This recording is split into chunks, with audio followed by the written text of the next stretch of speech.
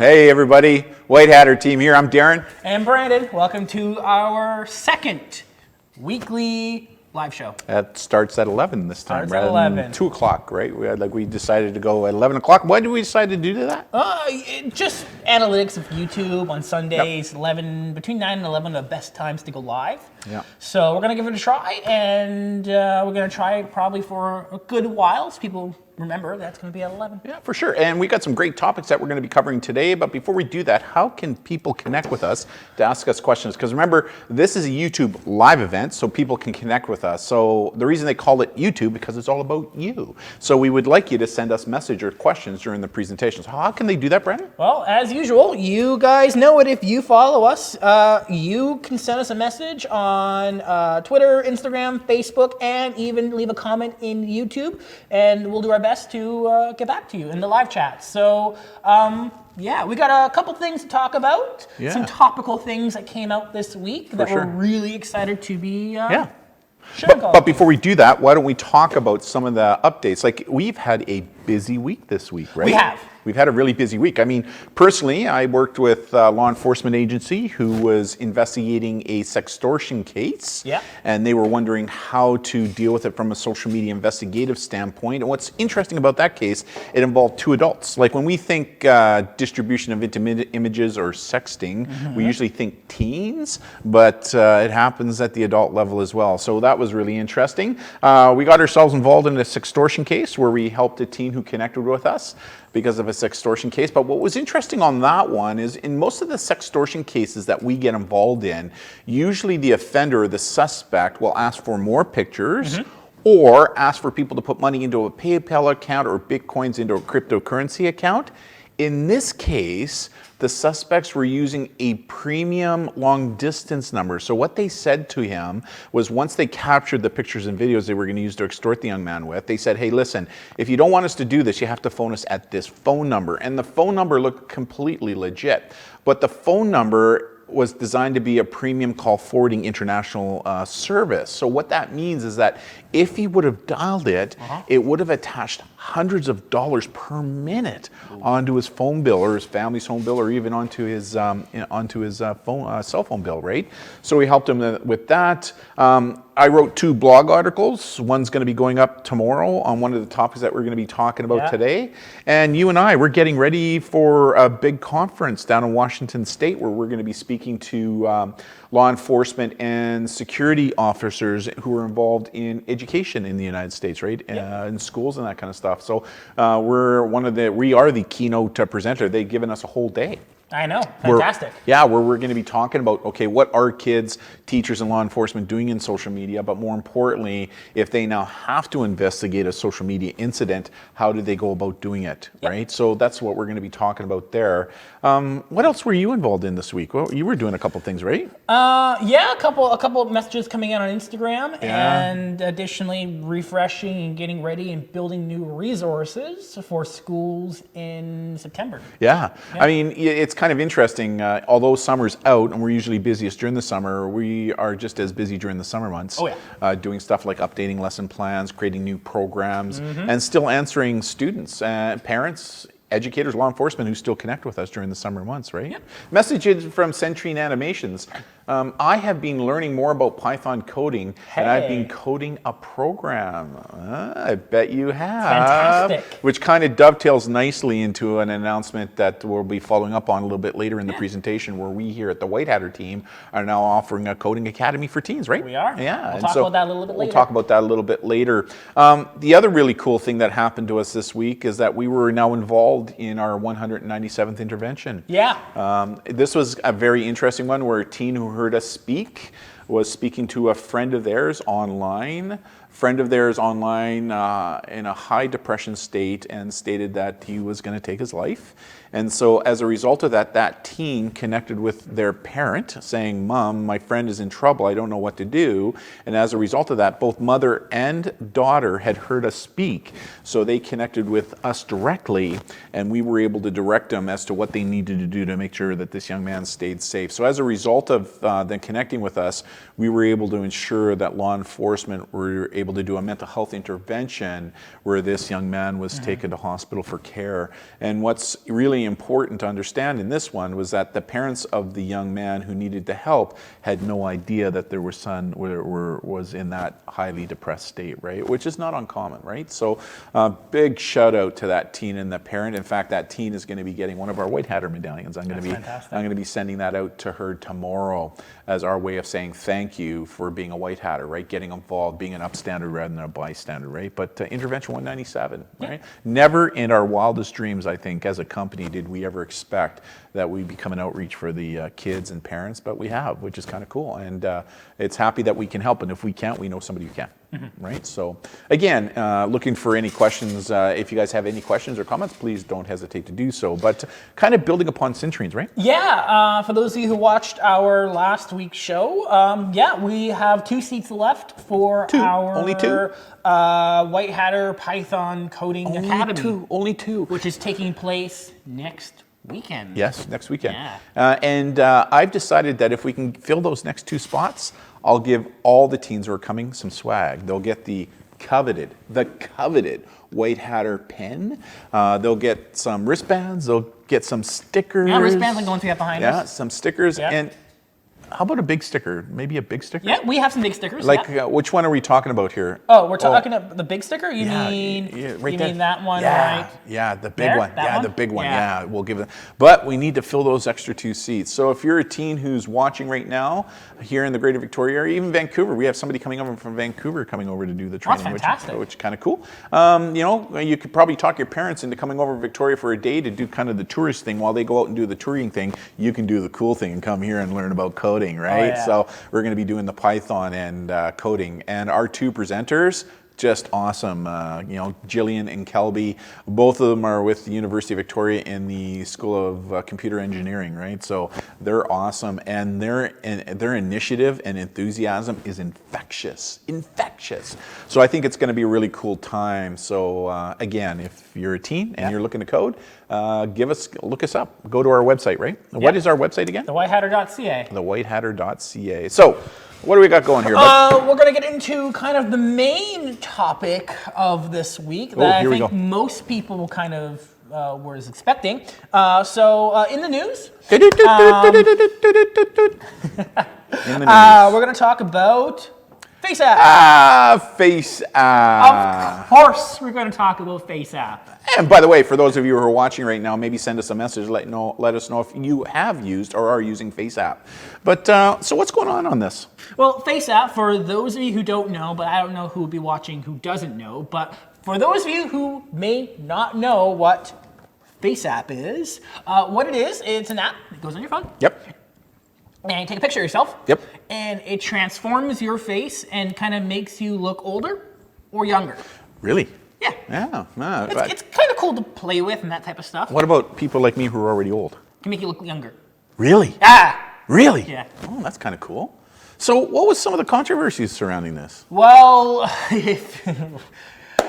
people's face data collection, privacy, all that stuff, and Russia included. Yeah. So this app we got on the top charts of the app stores. Yeah. And people were downloading. And really, it's nothing new. It started in 2017 is when the app started, actually. Really? I did a little bit of research on it. It was posted in both the Android store and the Apple store in 2017. In 2017. In 2017, but just recently it really took off because some major celebrities and movie stars were using it, and all of a sudden it started to take off. Oh. Yeah. So it was very interesting when I started to do the research. But I think one of the reasons, and you hinted on it, which was some of the privacy issues that we're going to talk about, right? Yeah. So this app got really popular. People are downloading, taking pictures of their face, making them look younger or older and all that stuff. But then people started to think, wait a second.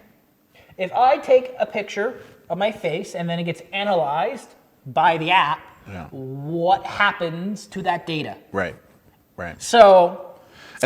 And I think the other thing that really spawned this was the fact that the developers are Russian. Oh, yes. Russian, right? Yeah. And so that controversy. And a lot of the media in the United States immediately picked up on that. Why? because of a lot of the controversies that's surrounding Russia in the last U.S. presidential elections and what's going to be going on in the 2020 elections, to the point where the Democratic Party in the United States, the DMC, they actually put out a huge press release and policy to all their presidential candidates, advising them that, hey, listen, because it's Russian made, don't use the app, and if you have, delete it, or if anybody in your campaigns are doing it, delete it. So it created this xenophobic kind of nature to this app, right? So there's privacy issues for sure, but then people were kind of dovetailing this whole issue surrounding Russia and the specter of Russia in about it, right? Yeah. So, yeah, people were concerned about their data, their face data going to Russia and it being analyzed and all that stuff. So you did some good research in figuring out, okay, what exactly is going on here? But before we did that, there were some other people that did some really good research on the app. And here's what they popped up. Like here's Face App's terms of service. Oh, yes, right here. Here it is right here. And it's interesting, right? Like when you read that, you grant Face App a perpetual, invocable, non-exclusive, royalty-free, worldwide, fully paid, transferable sub-license, license to use, reproduce, modify, blah, blah, blah, blah, blah, blah, blah. And people are reading that going, OMG. Like, what does that mean? OMG. Tell me what that means. Well, I think what it means to me is that, listen, it's a free service. So if you're going to be using our free service and you're going to be giving us our picture, then we as a company now own that picture and can do with it whatever we want. Basically, that's what that's saying. I think that's what that says. What do you think? Yeah, makes sense to me. I think that's okay. Which is problematic to a degree, right? Like, what if you're a celebrity who uses your face and makes money off of your face?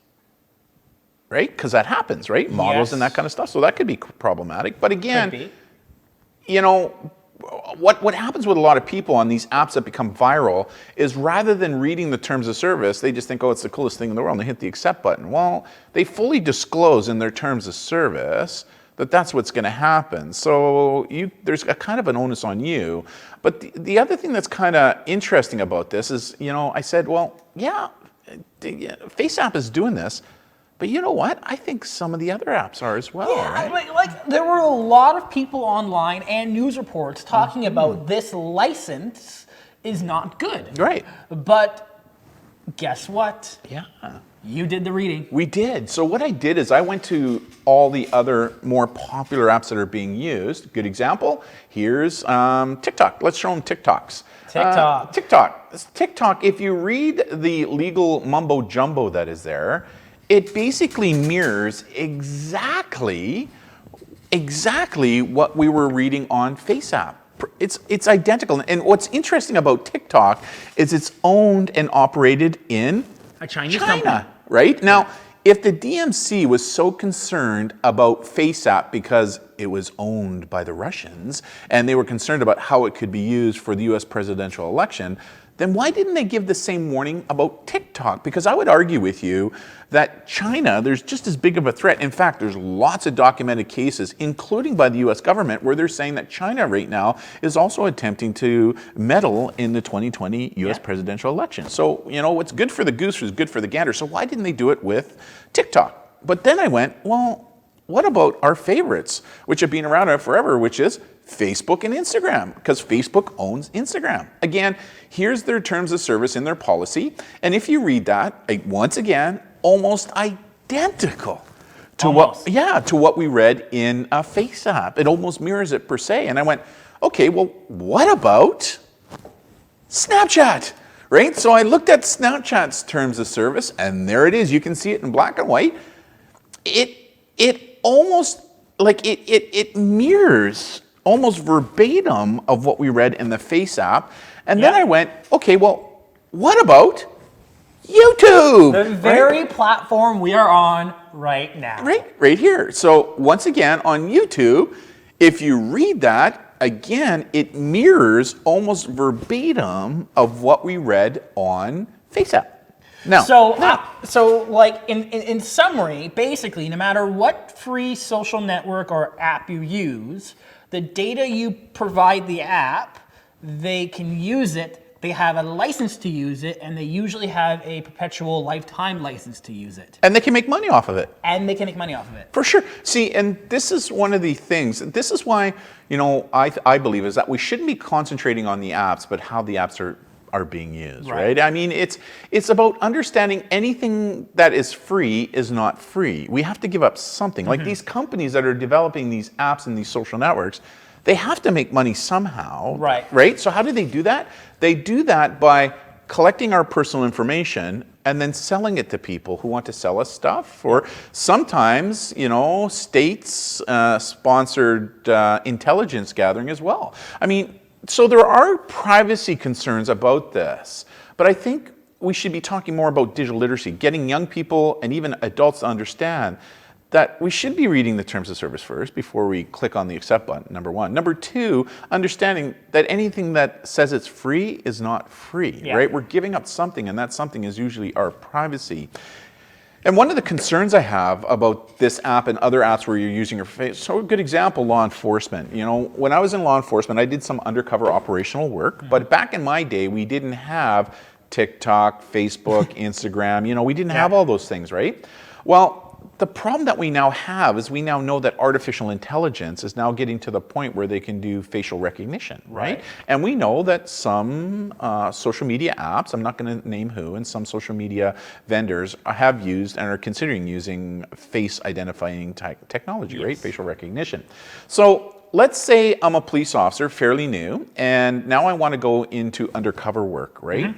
One of the things that we now know is that organized crime, one of the things that they'll do is they'll take a picture of you.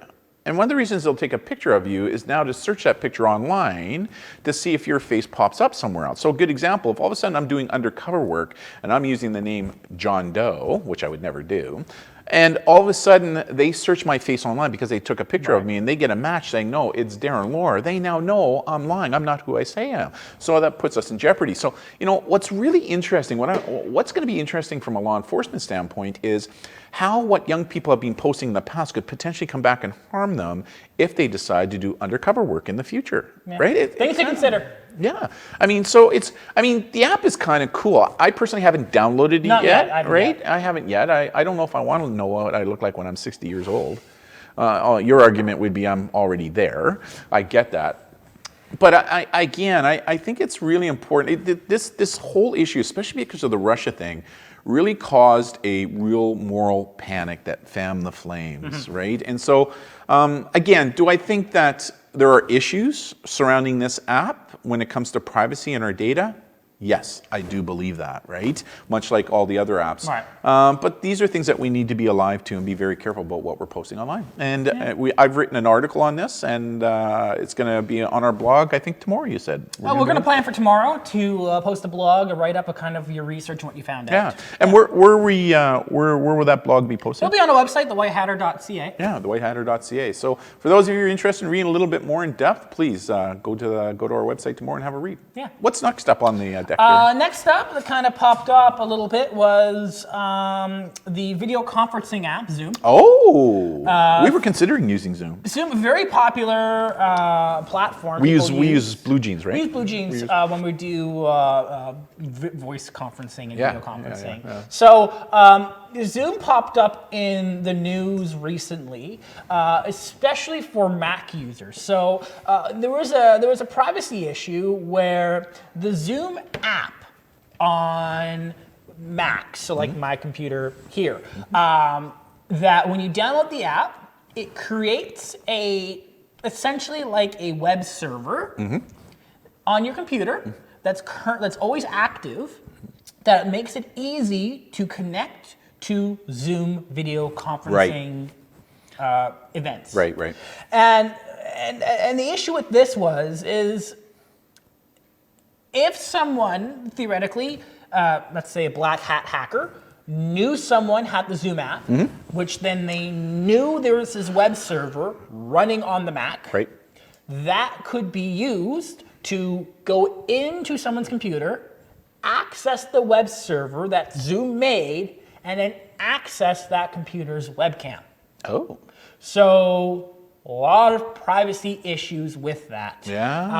Mac has issued a update and a Apple? fix. Apple, Yeah, so Apple. for Macs. Yeah, for Mac. Has issued an update, Yep. and it's silent update, so it automatically gets installed. So make sure if you have a Mac computer And are using Zoom. and using Zoom that you have your automatic updates enabled so that you can get the fix.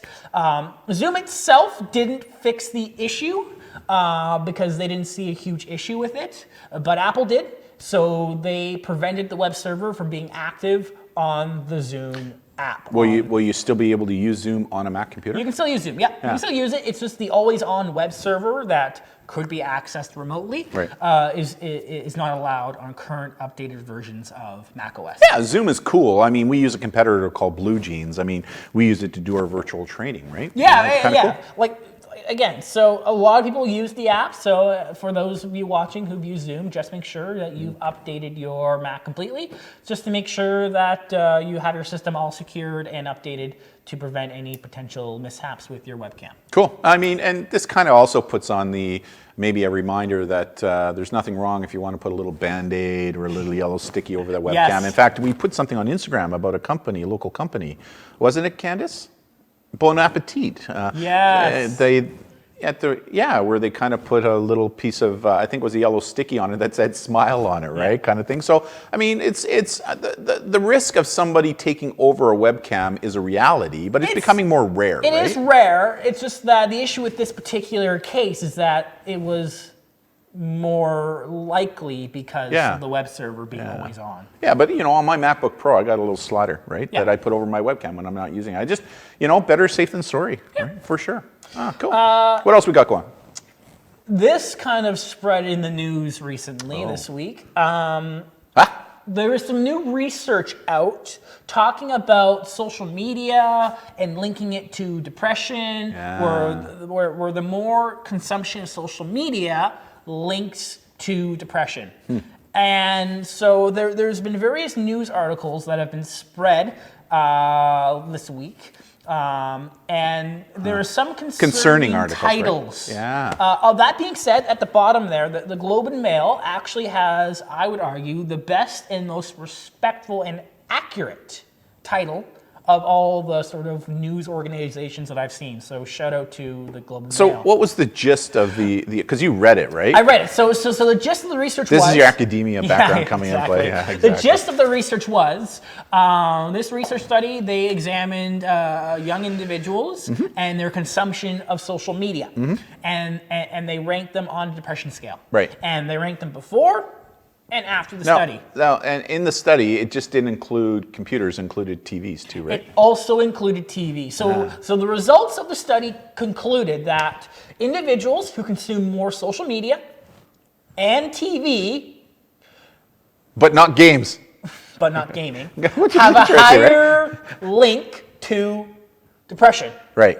But it was a correlation, not a causation study, right? Yes, however, the issue online was these news articles, if you read the titles, they're framed in a way that it's very blaming social media. Yeah. And even some of those titles, what they did is they didn't necessarily focus on the television. Right. What's interesting is there's some really good research coming out right now, some really good stuff like coming out of Oxford University in Great Britain right now, where they're finding that people with mental health challenges actually turn to social media to help them cope with what it is that they're going through. So right? what you're saying is those people who are more depressed anyways, for whatever reason, are more likely to go to social media. That's right, because they almost treat it like a digital crutch is what I like to call it, to help them cope with that depression, right? Yeah. Which is important as well. And there's some really good research coming out of Oxford to show that as well. So, I mean, this is something that we call clickbait.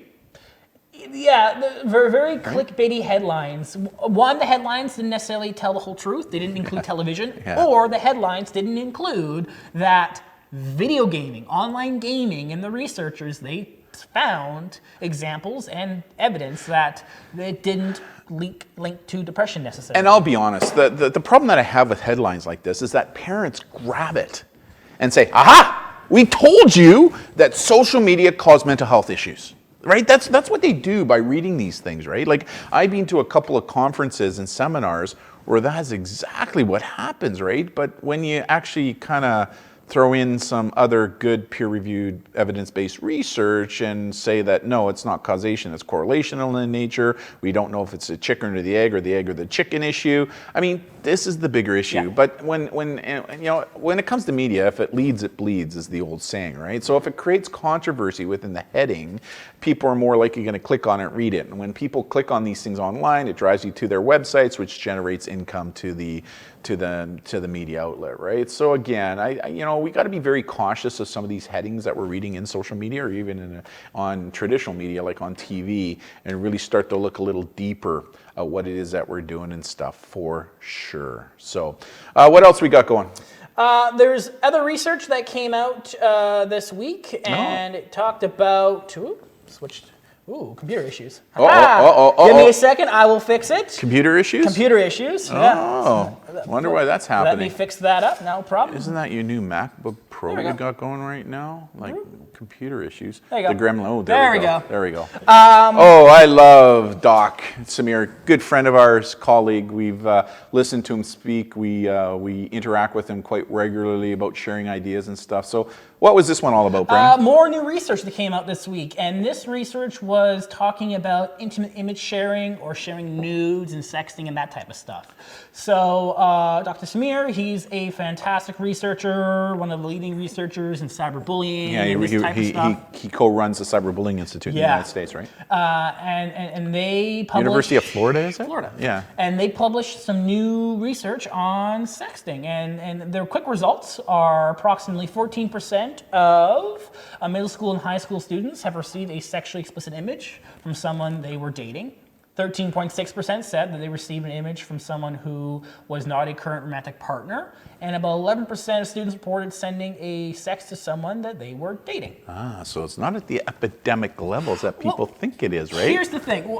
Reading this research is fantastic because I have read over 150 research articles in regards to... Yes, he has. Every time we travel someplace, I'm the one driving while he's online reading all these research articles specifically not online. I mean, I download them beforehand. I know, but I that's don't what you always do. have internet. But that's what you do. You're reading it, Yeah, right? I'm reading. Yeah, So and I trust me, he has read over 150 academic articles on this topic. Yeah, and the interesting component is that when it comes to news media, academic research, the biggest issue I identified a while ago was the definition of what exactly is sexting. Right. What does it mean? Right. And a lot of media, a lot of research, in the definition, they include picture sharing, they include video sharing, fully clothed or partly clothed.